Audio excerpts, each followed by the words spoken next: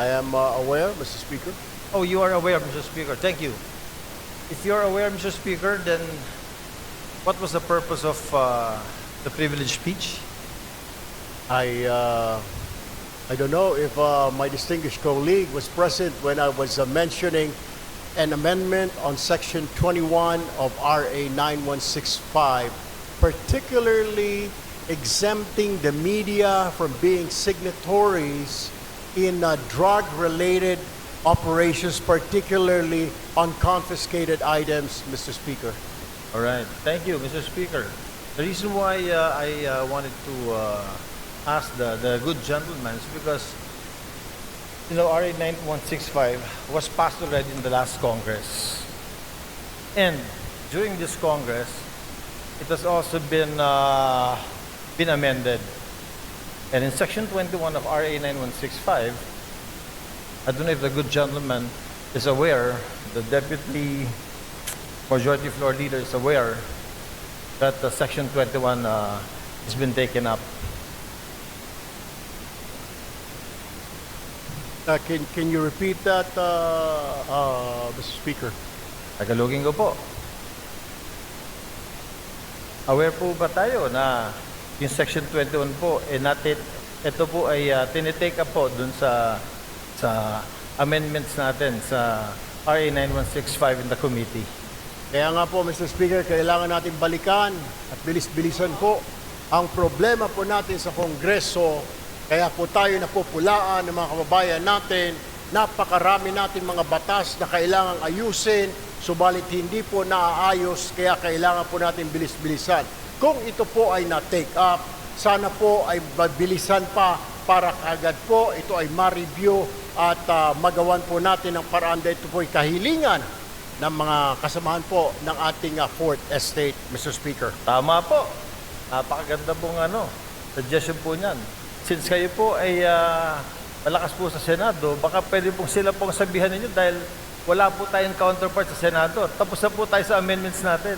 At yung pong privilege speech niyo kanina, pagtanggal po ng media, personalities, pag dumarating ang inventory time, pag mayroong buybacks, wala na po sa provision. Pagdating ho natin doon, Mr. Speaker, we will do that. But for now, we really have to look into this, maybe push on and convince our counterparts in the Senate to pass this law immediately. Matatagalan pa po tayo kasi dadaan pa po tayo ng eleksyon. Pag hinintay po natin na umabot yan ng Senado, ay isang taon na naman po yun. Bago tayo mag-umpisa, baka pwede nyo i-like ang video na to. Malaking bagay ang like sa aming mga content creators. Maraming salamat po. I rise today on a different matter. A critical matter concerning Section 21 of Republic Act number 9165 or the Comprehensive Dangerous Drugs Act of 2002, which mandates the inclusion of media representatives as signatories in the inventory of confiscated drug-related items. While this provision was crafted to enhance transparency in anti-drug operations, I submit that it is time for us to revisit and devolve this responsibility to better suited entities, Mr. Speaker. The inclusion of media representatives represents or presents significant challenges and risks. Media practitioners who are civilians are placed in potentially life-threatening situations when required to participate in such operations. Exposing them to these risks compromises not only their safety, but also that of their families, Mr. Speaker. Moreover, involving media representatives in law enforcement tasks raises concerns about their independence and neutrality. Journalists are meant to act as impartial watchdogs of government actions, holding public officials accountable from an objective stance. Requiring their direct participation, Mr. Speaker, in these operations undermines their role and may cast doubt on their credibility and impartiality. It is imperative that we devolve this responsibility to more appropriate witnesses who are already empowered under the law. Section 21 of RA 9165 already mandates the presence of Department of Justice representatives and barangay officials as witnesses in this process, Mr. Speaker. These individuals are better suited to fulfill the role of ensuring transparency and accountability in documentation of confiscated drug-related items. Additionally, we can enhance existing safeguards to further promote transparency without involving media personnel, like comprehensive video documentation can serve as a reliable and tamper-proof record of the inventory process, ensuring accountability without requiring physical witness to be present in dangerous environments. Increased training and oversight for DOJ and barangay representatives can strengthen their ability to act as effective witnesses. By devolving, Mr. Speaker, this responsibility to individuals already mandated and equipped for this role, we can preserve the safety of our media professionals, uphold journalistic independence, and maintain the integrity of anti-drug operations. Mr. Speaker, I urge the esteemed chamber to consider an amendment to Section 21 of Republic Act 9165, replacing media representatives with more suitable alternatives while reinforcing mechanisms for accountability and transparency. Let us act decisively to modernize this law and ensure its implementation aligns with our commitment to safety, justice, and good governance. Thank you, Mr. Speaker and my colleagues, and I look forward to our deliberations on this matter soon. Maraming salamat po, magandang hapon sa ating lahat. Thank you very much. Daghang salamat. Majority Leader. Mr. Speaker, I move that we recognize the Honorable Richard Gomez of the 4th District of Leyte for his interpellation. The Honorable Richard Gomez is recognized. Thank you, Mr. Speaker. Magandang hapon po sa inyo lahat. I'd like to find out if the good congressman from ACT Party List would like to answer some of my questions regarding his privileged speech.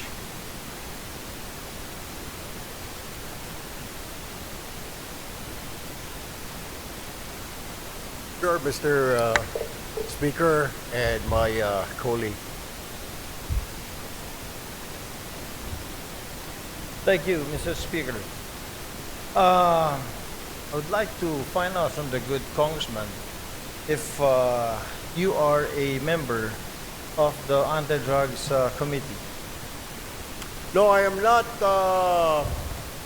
my distinguished colleague. I am not a member of any committee right now since I am part of the deputy majority group, Mr. Speaker. And if you are a what were you again, Mr. Speaker? Deputy Majority Floor Leader, Mr. Speaker. Deputy Majority Floor Leader. I am very sure, Mr. Speaker, that you know very well that the Committee on Anti-Drugs is very active on RA 9165. I am aware, Mr. Speaker. Oh, you are aware, Mr. Speaker. Thank you.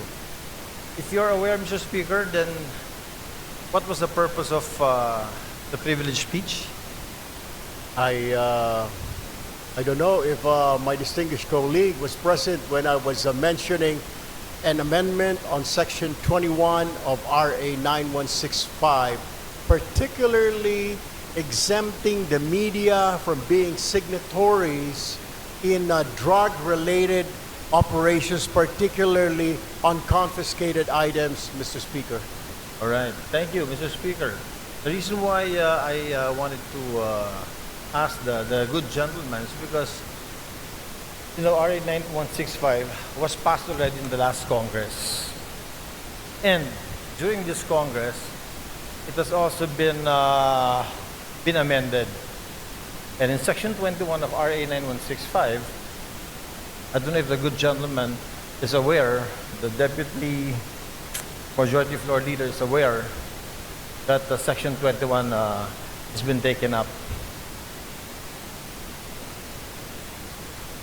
Can you repeat that, Mr. Speaker? Tagalogin ko po. Aware po ba tayo na yung Section 21 po, ito po ay tinitake up po dun sa amendments natin sa RA 9165 in the committee. Kaya nga po, Mr. Speaker, kailangan natin balikan at bilis-bilisan po ang problema po natin sa Kongreso. Kaya po tayo napupulaan ng mga kababayan natin. Napakarami natin mga batas na kailangang ayusin, subalit hindi po naaayos, kaya kailangan po natin bilis-bilisan. Kung ito po ay na-take up, sana po ay bilisan pa para kagad po ito ay ma-review at magawan po natin ng paraan dahil ito po ay kahilingan ng mga kasamahan po ng ating Fourth Estate, Mr. Speaker. Tama po. Napakaganda pong suggestion po niyan. Since kayo po ay malakas po sa Senado, baka pwede pong sila pong sabihan ninyo dahil wala po tayong counterpart sa Senado. Tapos na po tayo sa amendments natin. At yung pong privilege speech niyo kanina, pagtanggal po ng media, personalities, pag dumarating ang inventory time, pag mayroong buybacks, wala na po sa provision. Pagdating ho natin doon, Mr. Speaker, we will do that. But for now, we really have to look into this, maybe push on and convince our counterparts in the Senate to pass this law immediately. Matatagalan pa po tayo kasi dadaan pa po tayo ng eleksyon. Pag hinintay po natin na umabot kayo ng Senado, ay isang taon na naman po yun. Congratulations po at inamin nyo na talagang panalo na kayo sa Senado. I'm very happy that a colleague of ours will be in the Senate soon. Pero ibabalik ko lang po, Mr. Senator, na ito pong hinihiling ninyo na tanggalin natin or i-amend natin sa Provision 21 of RA 9165, matagal na po naming tinabaho ito sa aming komite at tinanggal po talaga po namin to. Ang tanging hiling namin, katulad din ng hinihiling ninyo, sana nga po mapabilis natin ito sa Senado dahil Senado po, hindi ko alam pero baka pwedeng kayo na po magsalita. Baka pwedeng kayo na mag-privilege speech pakisabi na bilis-bilisan po para itong hinihiling natin na ma-amend itong Section 21 ay matapos na. Alam niyo ho, I will just have to correct my colleague. Hindi pa po ako senador, Your Honor. Ako po ay isang mambabatas, ako po ay isang representative, hindi pa po ako senador. Do, tumatakbo po ako senador, nais ko lamang po linawin na ako po ay isang congressman. Correct. Ako po ay member ng ACT-CIS party list at hindi po ako senador. Baka ang inyo po ibig sabihin, yung aking po nakatatandang kahuya po, siya po yung senador. Pangalawa, kaya ako nga po pinapabilis-bilisan para marinig po tayo sa Senado. Nabilis-bilisan po nila dahil ito po ay hindi pa naman batas. Habang ito hindi pa batas, ala hong saysay ang pagre-review, wala hong saysay ang pagtanggal ho natin ng section na yan, Section 21, kung hindi pa naman po ito batas. What I am trying to point out, Mr. Speaker, I guess we have to do something about it. And para marinig ko, kaya ho tayo nagka-privilege speech para marinig po tayo sa Senado. Now, we are waiting for the decision, Mr. Speaker. If I can only do a privilege speech in the Senate, then I will do so. Unfortunately, I'm still here, a member of 19th Congress, Mr. Speaker. Salamat. Salamat, Mr. Congressman. Sinabi ko lang po yung sinabi nyo na gagawin niya pagdating niyo po sa Senate, inulit ko lang. But Mr. Congressman, we do something about it. We have done something about it. In the committee level, ito pong Section 21 na hinihiling ninyo ay wala na po. Alam niyo ho, Mr. Speaker, ito po ay nasa committee level at tulad po ng sinasabi ko, kaya ko nga po I am pushing for it na bilis-bilisan po natin. Marami po tayo mga batas na pending po ngayon. Hindi lang po itong 9165. Marami pong kailangang revisahin, reviewin. Ang kailangan lang po natin ay bilisan po dahil ang taong bayan ay nag-aantay po at hindi po tayong ika nga ay pwedeng manahimik o kaya mag-relax dahil po nakatingin po sa atin ang ating mga kababayan at gusto po nila na bilisan ang pagpasa, pag-review, whatever, ang ng mga batas po natin, Mr. Speaker. Therefore, Mr. Speaker, I think the correct manifestation should be, since the requested section is to be amended, and it has been replaced already, Mr. Speaker, is that the correct manifestation should be, we request that the Senate should fast-track this House version of RA 9165. That, I think, is the correct manifestation, Mr. Chair. I will take that, Mr. Speaker, but what I am saying is that the reason why I stood up today to remind not only our members here, but also our counterpart in the Senate, because I am sure they're also reviewing what we're doing here and watching us, to fast track kung meron man, kung nandyan na po sa kanilang mga kamay na bilisan, because we cannot dictate them. We can only suggest, Mr. Speaker. We can only tell them and inform the public that we already did this. Tama po ang ating kasamahan na sinasabi niya pong ni-review na po yan, inalista po yan, para malaman po ng taong bayan na wala na po yan, wala na sa kamay natin, yan po ay nasa kamay na ng Senado para bilis-bilisan po nila. And that is the purpose of my privileged speech this afternoon, Mr. Speaker, my dear colleague. Sir. Thank you, Mr. Speaker. Oh, I thought amending Section 21 was the main thrust of the privileged speech. I didn't know it was to fast track the House version of 9165. But nevertheless, Mr. Chair, yun na rin po ang hinihiling natin. Since yung nire-request po ng colleague natin na tanggalin po sa Section 21, yung pagsama ng media kapag po nag-i-inventory sa mga bypass, sa mga nahuli na drugs, ay wala na po sa committee level. Wala na po, pumasa na po sa atin. Sana po, another privilege speech from our good colleague will tell the Senate, bilis-bilisan nyo naman, kasi binilisan na po namin. I wish I can, we will do that, Mr. Speaker, para makarating po itong ating mensahe sa kanila. Hindi naman natin pwede sila pong utusan, Mr. Speaker, kundi tayo lamang po ay pwede nating sabihin na nag-aantay po tayo. Kung naipasa na po natin dito sa Kongreso, then ang problema po ay nandoon. I guess we'll have to do, or I have to make another privileged speech, Mr. Speaker.